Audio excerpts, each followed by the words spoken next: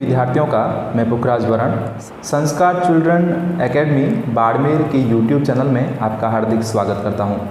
विद्यार्थियों, हम पहला पाठ पढ़ रहे थे भोजन व मानव स्वास्थ्य। इसके अंदर हम पढ़ चुके हैं संतुलित आहार, असंतुलित आहार और कुपोषण।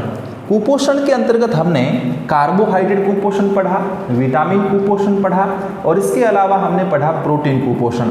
आज हम नेक्स्ट कुपोषण लेंगे जो हमारा रहेगा खनिज लवण कुपोषण। खनिज लवण कुपोषण की बात करते हैं तो इसमें सबसे पहला प्रश्न ये आता है कि हमारे शरीर के अंदर कौन कौन से खनिज लवण जो काफ़ी महत्वपूर्ण रहते हैं हमारे शारीरिक वृद्धि के लिए, शारीरिक विकास के लिए, मानसिक वृद्धि और विकास के लिए कौन कौन से खनिज लवण आवश्यक रहते हैं। तो इसके अंदर हम कुछ खनिज लवणों के बच्चों नाम लिख देते हैं। सबसे पहला खनिज लवण होगा सोडियम, जिसका परमाणु प्रतीक Na होता है, तत्व प्रतीक Na होता है। सेकेंड बात करते हैं पोटेशियम की, जिसका तत्व प्रतीक होता है बच्चों K। तीसरे नंबर का जो खनिज लवण रहेगा वो रहेगा कैल्शियम, जिसका तत्व प्रतीक होता है Ca। नेक्स्ट हमारा खनिज लवण है फास्फोरस, जिसका तत्व प्रतीक होता है P। इसके बाद हम दो खनिज लवण और पढ़ेंगे। इसमें एक रहेगा आयरन, जिसको बच्चों हम कहते हैं Fe, जिसका तत्व प्रतीक Fe होता है। और आखिर में हम बात करेंगे आयोडीन की, जिसका तत्व प्रतीक होता है I। तो यहाँ पर हम कुछ खनिज लवण पढ़ेंगे जिनमें sodium, potassium, calcium, phosphorus, iron और आयोडीन रहते हैं। इनका हमारे शरीर के अंदर एक विशेष महत्व है। अगर इनका हम सही तरीके से उपयोग नहीं कर पाते हैं तो हमारे शरीर में खनिज लवण कुपोषण हो जाते हैं। अब हम दूसरी चीज़ पढ़ेंगे कि जो ये sodium, potassium, calcium, phosphorus, iron और आयोडीन है, ये कहाँ कहाँ से प्राप्त होते हैं, यानी कि इनके जो स्रोत रहते हैं वो क्या क्या हैं, उसको हम एक नज़र देख लेते हैं। सबसे पहले बच्चों बात की जाती है सोडियम की। तो सोडियम का जो मुख्य स्रोत होता है वो होता है नमक, जो सामान्य नमक होता है जिसको हम खाते हैं, उसके अंदर सोडियम की भरपूर मात्रा होती है। दूसरा अगर हम बात करें मांस मछली की तो उसमें सोडियम की मात्रा होती है मांस, मछली, अंडे के अंदर होती हैं और दूध के अंदर होती हैं। तो यहाँ पर मैंने कुछ नाम लिखे हैं, सामान्य नमक, मांस, मछली, अंडे, दूध। इनके अंदर सोडियम की भरपूर मात्रा होती है। दूसरा बच्चों हम बात करेंगे पोटेशियम की। तो पोटेशियम लगभग हर खाद्य पदार्थ के अंदर मौजूद होता है। तो हम लिखेंगे तो सामान्यतः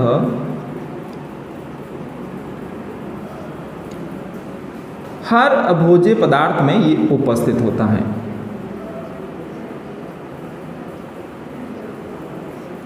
विशेषकर बच्चों ताजे फल और ताजी सब्जियां, उसमें पोटेशियम की मात्रा अच्छी होती है।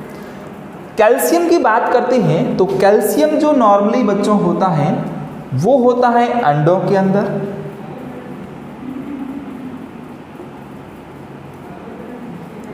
दूध के अंदर और हरी सब्जियों के अंदर।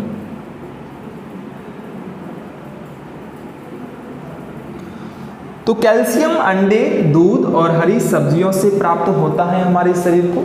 अगर ये हम रेगुलर नहीं लेते हैं बच्चों तो हमें कैल्शियम से होने वाला खनिज लवण कुपोषण हो जाता है। नेक्स्ट हम बात करेंगे फास्फोरस की। और जो फास्फोरस होता है यह कहाँ कहाँ से प्राप्त होता है, इसको देखना। अंडे से, दूध से, हरी सब्जियों से, रागी, बाजरा से,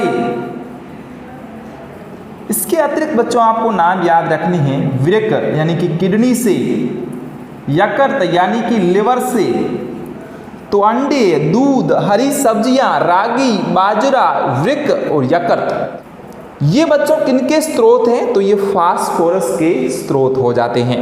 नेक्स्ट हम बात करेंगे आयरन की। तो आयरन नॉर्मली मांस, मछली, हरी पत्तेदार सब्जियां,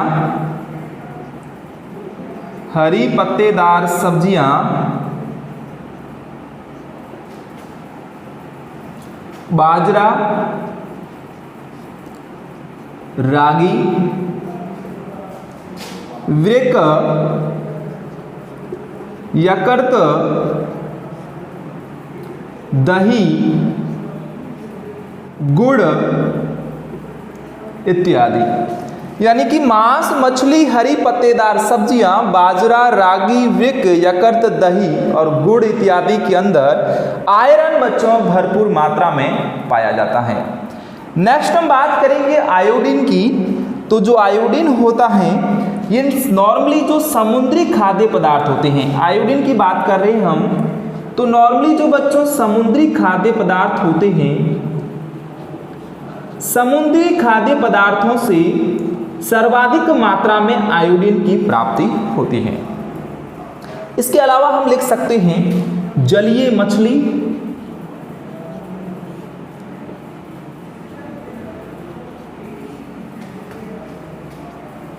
इसके अलावा बच्चों आप याद रखना काला नमक, आप सामान्य नमक लिख देना।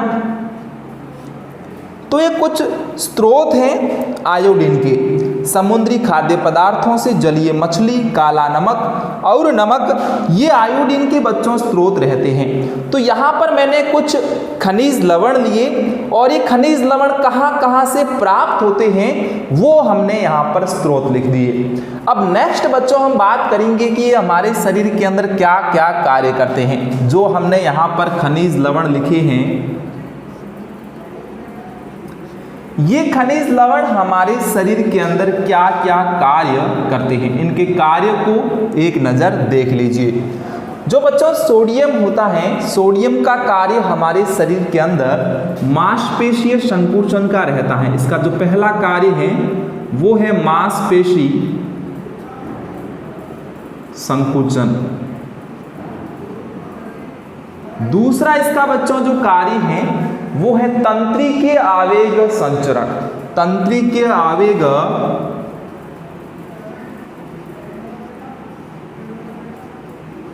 तंत्रिकीय आवेग संचरण, ये इसका दूसरा कार्य हो जाता है। अगर इसके तीसरे कार्य की बात की जाती है तो शरीर का वैद्युत अपघटन, इसमें भी कौन मुख्य भूमिका निभाते हैं? सोडियम निभाते हैं। तो शरीर का वैद्युत अपघटन, शरीर का वैद्युत अपघटन कौन करता है? सोडियम करता है। तो आप बच्चों तीन इसके जो मुख्य कार्य हैं वो याद रख लीजिए। पहला मांसपेशीय संकुचन, ये बच्चों कौन करता है? सोडियम करता है। तंत्रिकीय आवेग संचरण कौन करता है? सोडियम करता है। शरीर का वैद्युत अपघटन कौन करता है? सोडियम करता है। उसके बाद बच्चों हम दूसरे खनिज लवण को पढ़ते हैं जिसका नाम है पोटेशियम। पोटेशियम के भी वे तीन कार्य रहते हैं, यानी कि यहां पर मैं लिख देता हूं इसके तीन वही कार्य, तो आसानी से आप याद रख सकते हैं। पहला हो गया मांसपेशीय संकुचन, मांसपेशीय संकुचन। दूसरा बच्चों इसका कार्य हो जाएगा तंत्रिकीय आवेग संचरण, तंत्रिकीय आवेग संचरण। अगर आपको यहां से नहीं दिख रहा है तो मैं थोड़ा सा इधर लिख देता हूं। तीसरा बच्चों आप यहां से याद रख लेना शरीर का वैद्युत अपघटन, शरीर का वैद्युत अपघटन। और चौथा इसका बच्चों कार्य होगा कोशिकीय नियंत्रण, कोशिकीय नियंत्रण, ये इसका अन्य कार्य हैं जो सोडियम से अलग हैं। जो सोडियम कार्य करते हैं वही के वही कार्य पोटेशियम भी करते हैं, लेकिन इसका एक अतिरिक्त कार्य आप याद रख सकते हैं, कोशिकीय नियंत्रण। नेक्स्ट हम बात करेंगे कैल्शियम की, जो कि हमें कहाँ से प्राप्त होता है? अंडे खाने से, दूध पीने से, हरी सब्जियां खाने से। अगर हम इनका लगातार सेवन करते हैं तो हमारे शरीर में कैल्शियम की कमी नहीं होती है। कैल्शियम से पहले बच्चों हमने पढ़ा था विटामिन डी।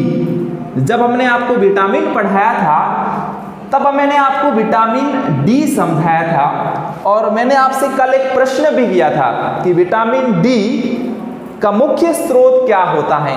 तो बच्चों विटामिन डी का जो मुख्य स्रोत होता है वो सूर्य होता है। जिस किसी ने भी कमेंट बॉक्स में सूर्य आंसर दिया है उनका उत्तर बिल्कुल सही है। तो विटामिन डी सूर्य से प्राप्त होता है, और जब कैल्शियम विटामिन डी से मिल जाता है तो यह हमारे शरीर के अंदर बहुत सारे कार्य करता है। जैसे कि पहला कार्य है दांतों व हड्डियों को मजबूत बनाता है, हड्डियों को मजबूत बनाता है। ये कब बनाता है? जब कैल्शियम विटामिन डी के साथ संयोजित हो जाता है, क्योंकि हम जानते हैं, हमने पढ़ा है कि विटामिन डी जो है, विटामिन डी का जो मुख्य कार्य है वो हमारे शरीर की अस्थियों को यानी कि हड्डियों को मजबूत बनाने का है। तो विटामिन डी का कार्य हमारी अस्थियों को, हमारी हड्डियों को मजबूत बनाने का हो गया, तो जब ये कैल्शियम इस विटामिन डी के साथ में संयोजित हो जाएगा यानी कि जुड़ जाएगा, तो ये हमारे शरीर के अंदर जो दांत रहते हैं और जो हड्डियां रहती हैं उन दोनों को बच्चों ये क्या करता है? मजबूत बनाता है, जब कभी भी कैल्शियम विटामिन डी के साथ में संयोजित होगा। आगे हम बात करते हैं नेक्स्ट फास्फोरस यानी कि पी, जिसका तत्व प्रतीक होता है पी। अब मैं यहाँ पे थोड़ा सा चेंजेस करूंगा। यहाँ पे हमने क्या किया था? कैल्शियम को विटामिन डी के साथ जोड़ा था, लेकिन यहाँ पर हम फास्फोरस को विटामिन डी के साथ नहीं जोड़ेंगे, हम यहाँ पर इसको कैल्शियम के साथ में जोड़ देंगे, क्योंकि कैल्शियम के साथ तो पहले से विटामिन डी जुड़ा हुआ है।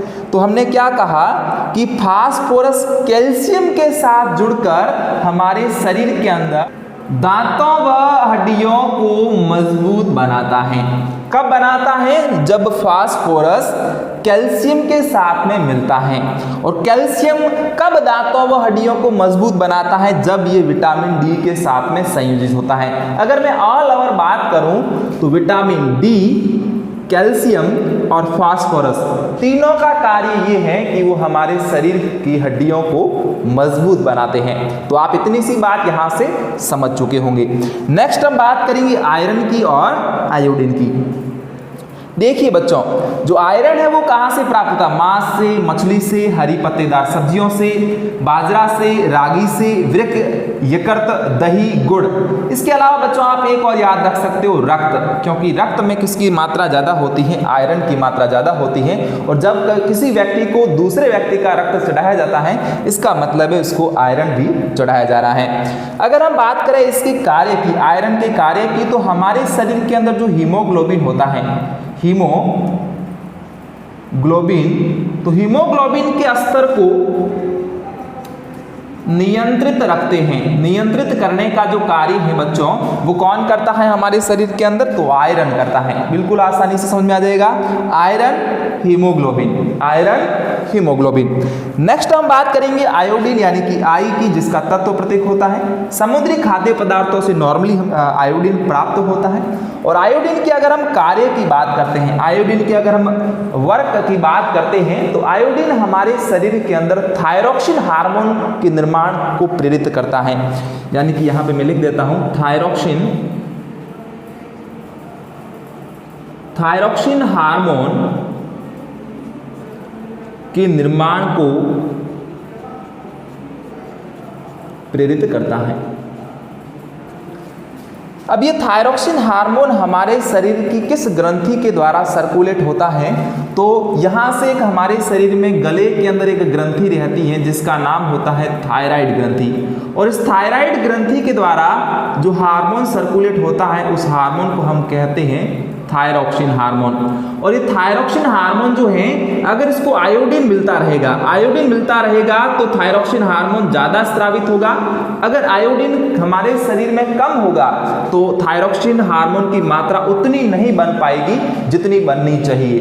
इसलिए कभी कभी आयोडीन की कमी के कारण एक रोग हो जाता है जिसे हम घेंगा या गलकंड रोग कहते हैं। इसी प्रकार से जब हमारे शरीर के अंदर आयरन की कमी हो जाती है तो हमारे शरीर के अंदर एनीमिया हो जाता है, जिसे हम कहते हैं रक्त अल्पता, क्योंकि उस कंडीशन में हमारे शरीर के अंदर रक्त की कमी होने लग जाती है। अगर कैल्शियम और फास्फोरस की कमी है तो हमारे शरीर की हड्डियां भंगुर बन जाती हैं, कोमल बन जाती हैं, जिससे घुटने पास में आ जाते हैं, जो कि मैंने विटामिन डी के अंदर पढ़ाया था। और सोडियम और पोटेशियम की कमी है तो हमारे शरीर के अंदर मांसपेशीय संकोचन सही तरीके से नहीं होगा, जो तंत्रिकी आवेग संचरण पहले हो रहा था उस स्थिति में अब नहीं होगा, और शरीर का वैद्युत अपघटन अब सुचारू रूप से नहीं होगा, और जो हमारे शरीर के अंदर कोशिकाओं पर नियंत्रण है वो सही तरीके से नहीं हो पाएगा। तो कुल मिलाकर ये हमारे शरीर के अंदर खनिज लवण रहते हैं जिसको हम कभी कभी नहीं पढ़ते हैं, छोड़ देते हैं, बट ये बहुत महत्वपूर्ण टॉपिक है जिसको मैंने यहाँ से क्लियर करवा दिया है। अब हम आगे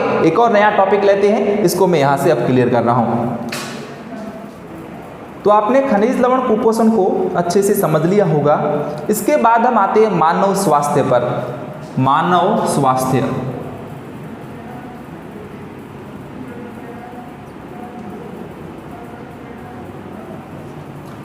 ध्यान देना बच्चों, जो मानव स्वास्थ्य है, इस मानव स्वास्थ्य के अंदर हम निम्न प्रकार के टॉपिक्स पढ़ेंगे। सबसे पहले हम पढ़ेंगे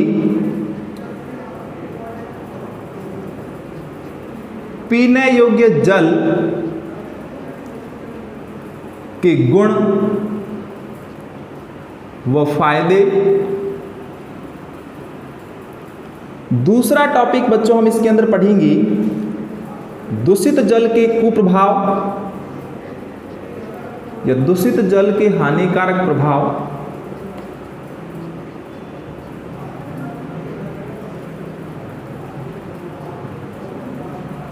तीसरा हम इसके अंदर पढ़ेंगे मोटापा,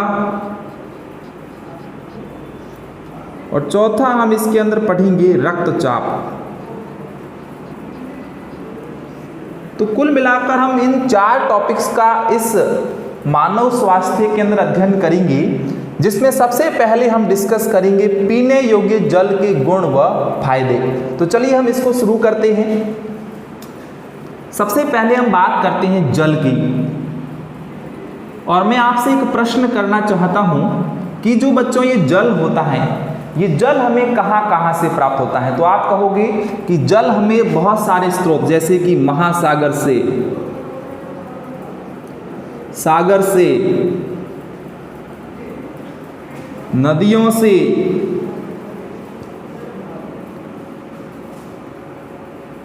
तालाब,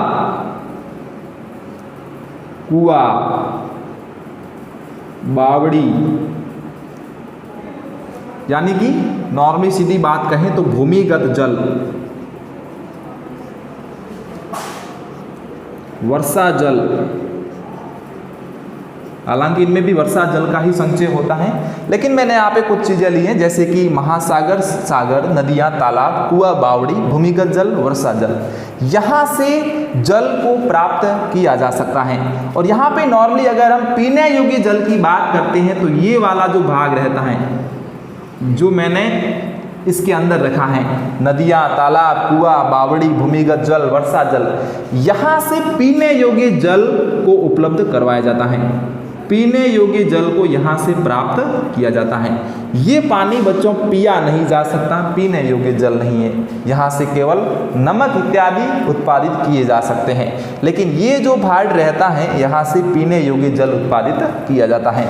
अगर बच्चों हम पीने योग्य जल की बात करें तो पीने योग्य जल इस पृथ्वी पर बहुत कम है, पृथ्वी पर बहुत कम है।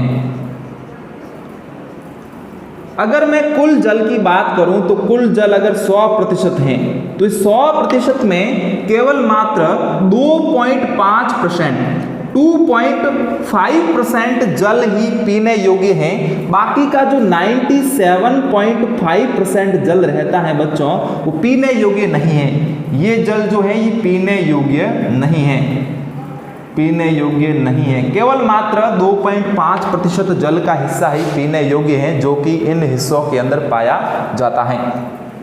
अब नेक्स्ट अगर हम इसके गुणों की बात करें कि जो जल है उस जल के क्या क्या गुण हो सकते हैं, इसकी क्या क्या प्रॉपर्टीज हो सकती हैं, तो सबसे पहला गुण जल का ये होना चाहिए कि अगर आपने किसी पारदर्शी गिलास के अंदर पानी को भरा है तो कम से कम आप ये जरूर देखें कि कम से कम उसमें कोई कण तो नहीं है, कोई दिखने वाला कण तो नहीं है। तो हम पहला लिखेंगे कि दिखने वाले कण नहीं हो। दूसरी अगर हम बात करें तो इसके अंदर कुछ वनस्पति के टुकड़े नहीं हो। अगर वनस्पति के टुकड़े हो तो भी वो जल कैसा हो जाएगा, दूषित जल हो जाएगा, वो पीने योग्य नहीं होगा। तो मैं पीने योग्य जल की गुण आपको बता रहा हूं। तो वनस्पति नहीं होनी चाहिए। तीसरे नंबर पे बात करते हैं हम, जो पीने योग्य जल होता है उस पीने योग्य जल की पीएच मान भी सामान्य होनी चाहिए, संतुलित होनी चाहिए। तो पीएच मान संतुलित होना चाहिए। संतुलित कितना बच्चों, पीएच मान जो होता है नॉर्मली पीने योग्य जल का वो 7 होता है। तो पीएच बराबर आप याद रख लेना 7 जो पीने योग्य जल का होता है, जो कि एक उदासीन मान होता है। अगर हम बात करें 4 नंबर पे तो जो जल हम पी रहे हैं उसके अंदर ऑक्सीजन पर्याप्त मात्रा में घुली हो, पर्याप्त मात्रा में घुली हो। अगर ये गुण प्रदर्शित हो रहे हैं इसका मतलब ये हुआ कि वह जल पीने योग्य जल है। पहली बात, दिखने वाले कण नहीं होने चाहिए, वनस्पति नहीं होनी चाहिए, पीएच मान संतुलित होना चाहिए मतलब 7 होना चाहिए, और जल के अंदर O2 ऑक्सीजन पर्याप्त मात्रा में घुली हुई होनी चाहिए। अगर ऐसे गुण प्रदर्शित होते हैं इसका तात्पर्य हुआ कि यह जल पीने योग्य जल है। इसके बाद हम बात करते हैं कि पीने योग्य जल के क्या फायदे हैं। एक स्वच्छ जल के फायदे या बेनिफिट क्या क्या होते हैं उसको आप देख लें एक नजर। सबसे पहला फायदा, हमारे शरीर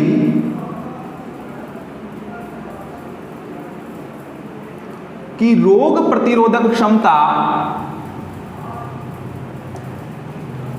रोग प्रतिरोधक क्षमता का विकास होता है। रोग प्रतिरोधक क्षमता का विकास होता है।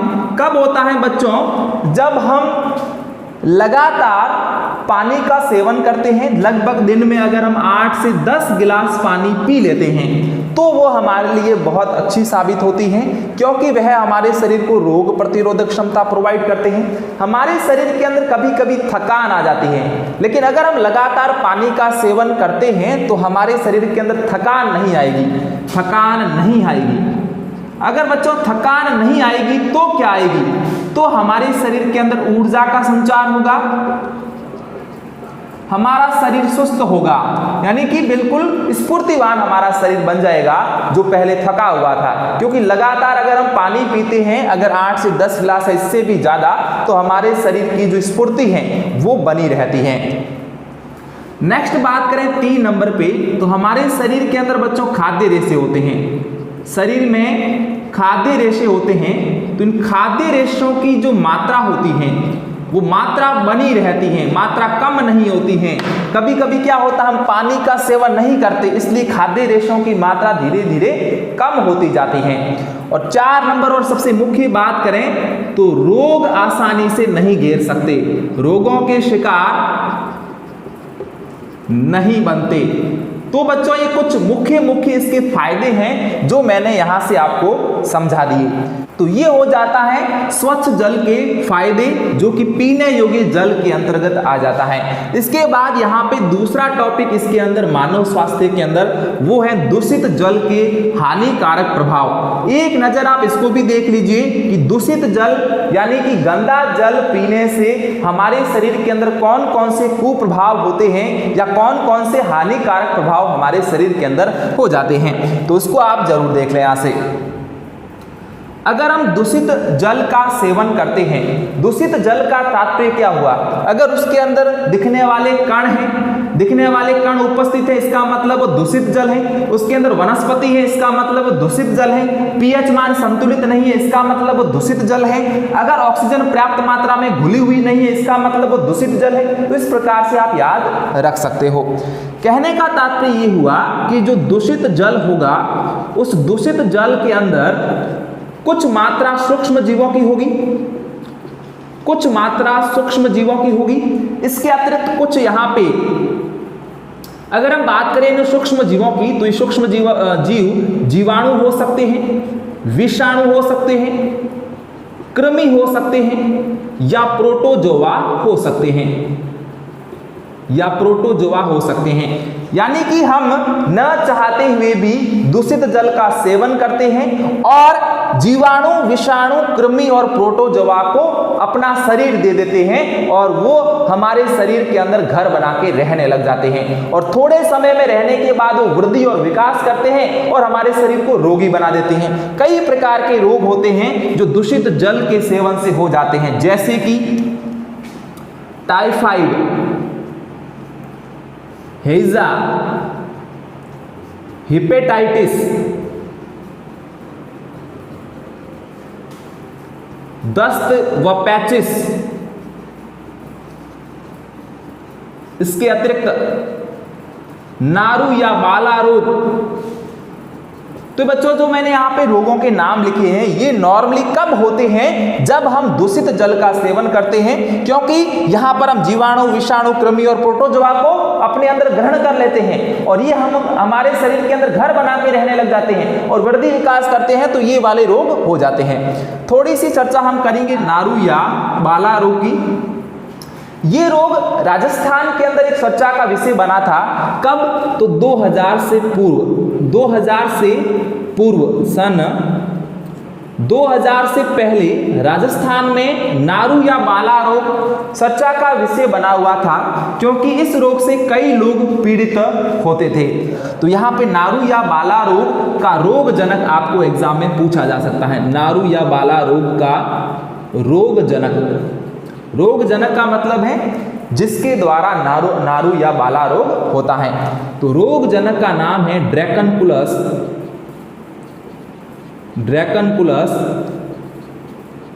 मैंडिनेंसिस।